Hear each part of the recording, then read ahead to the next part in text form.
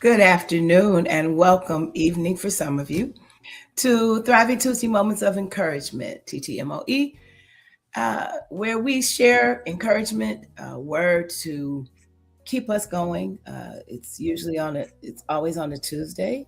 And so we're here that day after hump day to remind you that you can still make it. Keep pressing your way. The day after Monday, before hump day, to remind you that you can make it. So keep pressing your way. We know that you are able because of God who lives in you. Let me speak to these persons who are graciously speaking on today. I know, I know, AOB. I apologize. It's all good. I I put it on Facebook that I would be a few minutes late, but I thank you for showing up even when I got here. Thank you so much.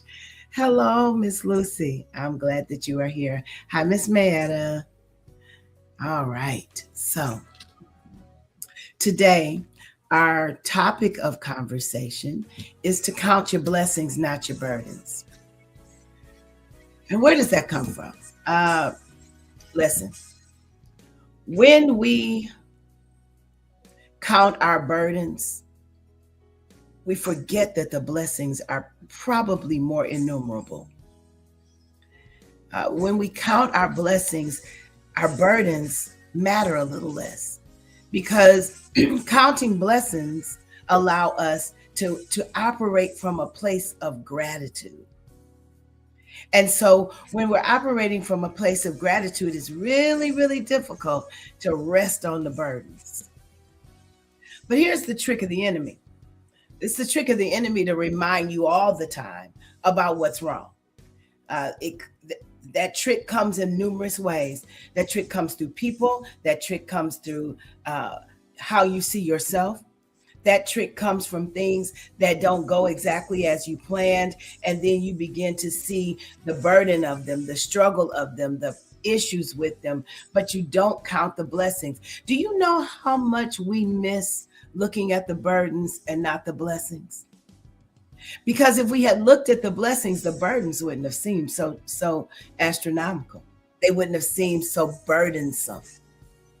But when we only look at the burdens, we rob ourselves of the blessing that comes from counting our blessing. One of my favorite songs is Blessings on Blessings, blessings on blessings on blessings. And when we look at them, we can see them layered, that God gives us blessing after blessing after blessing, gives us blessing of people, of love, of care. But we're always so focused on the naysayers, always so focused on the people who are going to be upset about what we do, always so focused on what might be wrong, what could be better, what we should have done, what we could have done, that we miss the blessings of that which did happen, that came to fruition, those things that we needed to take in. And instead of taking those in and really being able to thank God for the blessing of people who care, the blessing of situations that do go well, the blessing of the ways in which people will let you know that you were a blessing to them. We're so concerned about the problem, so concerned about who has a problem with us, that we miss it. That we miss it. So, my encouragement to us today is don't miss it. Don't miss it. Stop missing the beauty of the blessings. Stop missing the great graciousness of God in everything that we experience, because we're so focused on that which is bothersome. Marcus Holmes, I'm so happy to see you today, because Marcus reminds us all the time about two things that are the most important. He reminds us that love is more important than any other emotion on the in the world, and that gratitude, gratefulness. Let me put it the way he would. Gratefulness, which will lead to gratitude, but gratefulness keeps you from getting bogged down in the mundane, the things that people throw at you. See, there's always going to be something to have a problem with. Always going to be something that's not quite right. Always going to be something that you wish you could have done differently. Always going to be a you wish you had discovered earlier. It's all those things are always going to be. But when we focus on them, we miss how God has blessed our lives, how God has opened doors that we couldn't see, how God has given us health even when others around us may be suffering. Not that we relish in our good fortune and not theirs, but that's a blessing for our lives. That we forget that God has given us gifts and graces, and God allows us to use those gifts and graces. When we focus on that, which is a burden, we miss the beauty of blessing. Because when we don't miss the beauty of blessing, here's what we get. When we are able to look at our blessings, we get to be grateful in a different way. Not just because of what has been done, but because despite us, God's been more than good. We get to look at life through a lens that says thank you all the time, as opposed to the lens that says what's wrong. I'm always concerned with people who answer the phone and the first thing they ask is what's wrong. Because that means that they're looking at life through a lens of what can happen that's not good, instead of looking at life through a lens of that which is good and that God graciously blesses us with. So yes, that's right. There's a beauty of blessing. Despite us, God has been more than good. So don't miss those blessings. Don't miss them. Don't get stuck in that reflective, murky pool of not being able to see how good God is.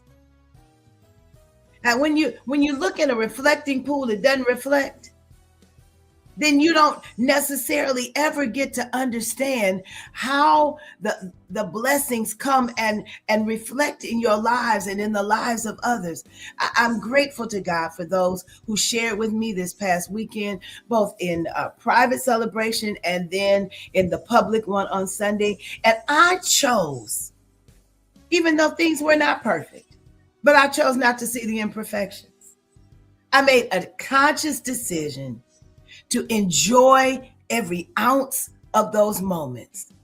Whatever troubleshooting needs to be done afterwards, I'll handle that. But I was not going to allow those things that were coming at me to somehow make me miss the blessing of this time, of this season, of this milestone in my life. I am so very grateful to family, friends, those who said, if you miss this, I'll get you. Don't you miss this, leaning on what may not be perfect. There's a problem when you have a perfectionist spirit. You tend to lean on that which doesn't happen well. But when you're surrounding yourselves with people who love and care for you, those who care for you from across the miles, who may not have ever been able to be here, didn't expect them to be here because it's just too far. And no one should have to spend that expense just to say, I care for you. However, knowing that love across the miles is still there, that nobody's, got their jaws tight because they couldn't make the journey. But then also to recognize that there are hurts and that there are going to be people who are always going to not be happy with the things that happen or things that you may do. But don't you dare wallow in that struggle. Don't wallow in that burden. Count every blessing. There's an old hymn that says, Marcus, and I know you know it well, count your blessings. Name them one by one. Count your many blessings. See what God has done. By the time you finish counting your blessings, by the time we finish counting our blessings, we don't have a whole lot of time to waste on burdens. We don't have time to waste on the burdens because there's so much joy in the blessings that we don't have to get bogged down in the burdens. So that's my word to you all today. That is my encouragement for each of our lives. Don't miss the blessings. Don't miss them. Focused on the burdens. Count your blessings, not your burdens, and be encouraged. Good to see you, Miss Ira. Good to see you, Reverend Billingsley. Good to have you all here. Listen, love you all. Love you all. Keep on pushing. Keep on pressing. Count every blessing. Do it daily. And the gratefulness will far outweigh the struggle. See you soon.